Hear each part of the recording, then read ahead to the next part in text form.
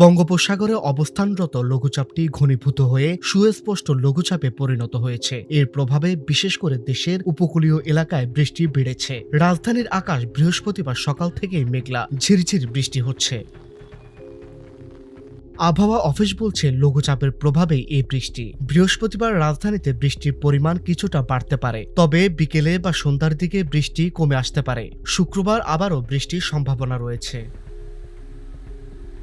সাগরে সুস্পষ্ট লঘুচাপের ফলে বিশেষ করে খুলনা, বরিশাল ও চট্টগ্রাম বিভাগের অনেক স্থানে বৃষ্টি হতে পারে বলে জানিয়েছে আবহাওয়া অধিদপ্তর।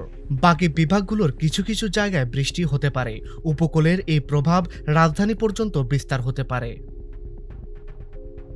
জুলাইয়ের শুরুর দিকে সাগরের নিম্নচাপের সৃষ্টি হয়েছিল। এর প্রভাবে দেশ জুড়ে ব্যাপক বৃষ্টি হয়।